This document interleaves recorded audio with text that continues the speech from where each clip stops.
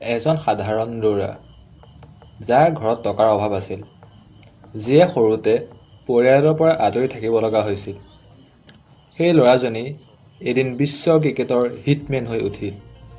আজি এই ভিডিঅ'টোত আমি জানিম ৰোহিত শৰ্মাৰ সম্পূৰ্ণ জীৱন কাহিনী, জন্মৰ পৰা আৰম্ভ কৰি ইণ্ডিয়াৰ কেপ্টেইন হোৱালৈকে সংগ্ৰাম, সফলতা, ৰেকৰ্ড, ফেমিলি আৰু বহু নজনা কাহিনী।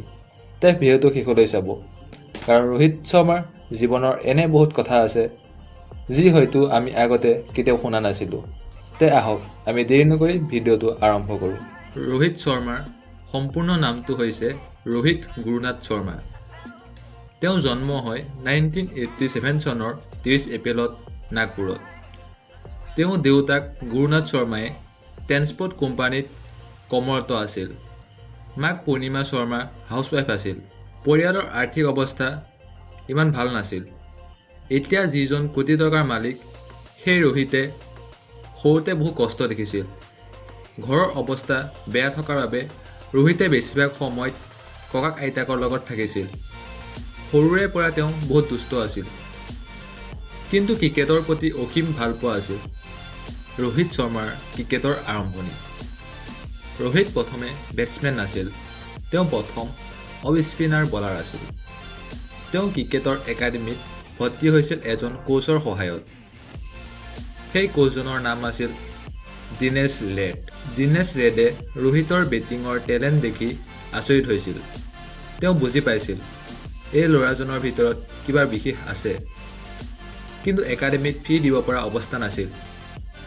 তেতিয়া কোচে নিজেই স্কলাৰশ্বিপ দি ৰোহিতক আগবঢ়াই নিয়ে। এইখিনিতে আমি এটা কথা বুজি পাওঁ যে জীৱনত যদি এজন মানুহে তোমাৰ টেলেণ্টৰ ওপৰত বিশ্বাস কৰে, তে তোমাৰ জীৱন সলনি হ'ব পাৰে। তেতিয়াৰ পৰাই স্কুল ক্ৰিকেটত ৰোহিত শৰ্মা ধীৰে ধীৰে ফেমাছ হ'বলৈ ধৰে। তেওঁ টাইমিং, শ্বট ছিলেকশ্যন আৰু বেটিং ষ্টাইলে সকলোকে ইমপ্ৰেছ কৰি তুলিছিল। বিশেষকৈ কভাৰ ড্ৰাইভ আৰু পুল শ্বটৰ বাবে ৰোহিত শৰ্মা তেতিয়াৰ পৰাই লাহে লাহে ফেমাছ হ'বলৈ ধৰে। সেই সময়ত এখন মেটছত ৰোহিত শৰ্মাই চেঞ্চুৰী মাৰিছিল, আৰু তাৰ পিছতেই ছিলেক্টৰৰ নজৰত পৰে ৰোহিত শৰ্মা। তাৰ পিছত ৰোহিত শৰ্মাই ডমেষ্টিক ক্ৰিকেটৰ জাৰ্ণি আৰম্ভ কৰে। 2005 চনত ৰোহিত শৰ্মাই ডমেষ্টিক ক্ৰিকেটত ডেবিউট কৰে। ৰঞ্জী ট্ৰফী, দেওধৰ ট্ৰফী আদিত তেওঁ দুৰ্দান্ত বেটিং কৰে। সেই সময়ত বহুতে কৈছিল এই ল'ৰাজনী ইণ্ডিয়াৰ ভৱিষ্যতৰ তাৰকা হ'ব।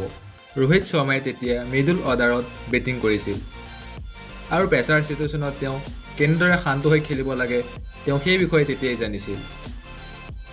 তাৰ পিছতেই ৰোহিত শৰ্মাই ইণ্ডিয়া টীমত এণ্ট্ৰি কৰে। 2007 চনত ৰোহিত শৰ্মাৰ জীৱন সলনি হৈ যায়। তেওঁ ইণ্ডিয়া নেশ্যনেল টীমত সুযোগ পায়। আয়াৰলেণ্ডৰ বিৰুদ্ধে ODIত ডেবিউট কৰে, কিন্তু আৰম্ভণি বিশেষ ভাল নাছিল। তেওঁ বহু মেচত ৰান কৰিব পৰা নাছিল। তেতিয়া বহুত মানুহে তেওঁক সমালোচনা কৰিছিল, কিন্তু ৰোহিতে হাৰ নামানিলে। তাৰপিছত 2007 চনৰ T20 ৱৰ্ল্ড কাপত খেলিবলৈ ৰোহিত শৰ্মাই চান্স পায়। এই টুৰ্ণামেণ্টে ৰোহিতৰ কেৰিয়াৰ সলনি কৰি দিয়ে। ছাউথ আফ্ৰিকাৰ বিৰুদ্ধে তেওঁ অৰ্ধশতকীয় এটা ইনিংছ খেলে। তাৰপিছত ফাইনেলত পাকিস্তানক হৰুৱাই ইণ্ডিয়া চেম্পিয়ন হয়। এই ৱৰ্ল্ড কাপৰ পিছত ৰোহিত শৰ্মা সকলোৰে নজৰত আহে। কিন্তু তাৰপিছত ৰোহিত শৰ্মাৰ জীৱনত প্ৰব্লেম আৰম্ভ হয়। তেওঁ কেতিয়াবা টীমত খেলিবলৈ চান্স পাইছিল আৰু কেতিয়াবা পোৱা নাছিল। কেতিয়াবা ভাল খেলিছিল আৰু কেতিয়াবা বেয়া খেলিছিল। কিন্তু 2013 চনত এটা সিদ্ধান্তই সকলো সলনি কৰি দিলে। MS ধোনীয়ে ৰোহিতক হতুৱাই অপেনিং কৰোৱা। অপেনিং কৰাৰ পিছত ৰোহিত শৰ্মা সম্পূৰ্ণ বেলেগ প্লেয়াৰ হৈ পৰে। তেওঁ বল টাইমিং কৰিছিল। ODI ইতিহাসত এইটোৱে আছিল হাইষ্ট স্ক'ৰ। ভাবি চাওক, এজন বেটছমেনে 264 ৰানছ। তাৰপিছত IPLত ৰোহিত শৰ্মাৰ ছাকচেছ অসাধাৰণ। মুম্বাই ইণ্ডিয়ানছৰ কেপ্টেইন হিচাপে তেওঁ বহুত ট্ৰফী জিকালে। 2015 চনত ৰোহিত শৰ্মাই ঋতিকা শাস্ত্ৰীক বিয়া কৰায়। তেওঁলোকৰ এজনী কন্যা সন্তান আছে। তেওঁ এনিমেল শ্ব' বহুত ভাল পাইছে। বিৰাট কোহলিৰ পিছত ৰোহিত ইণ্ডিয়াৰ ফুল টাইম কেপ্টেইন হয়।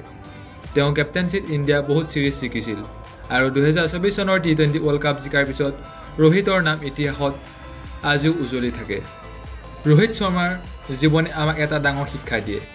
তুমি ক'ৰ পৰা আহিছা সেইটো ডাঙৰ কথা নহয়, তুমি কিমান ষ্ট্ৰাগল কৰিব পাৰা কিমান ধৈৰ্য ৰখা আৰু নিজৰ সপোনৰ বাবে কিমান কষ্ট কৰিব পৰা সেইটোহে আচল কথা এজন মিডল ক্লাছ ল'ৰাই এদিন বিশ্বৰ ক্ৰিকেটৰ হিটমেন হৈ উঠিল এইটোৱে ৰোহিত শৰ্মা যদি এই ভিডিঅ'টো চাই ভাল পালে তেন্তে ভিডিঅ'টো like comment share and subscribe কৰিবলৈ নাপাহৰিব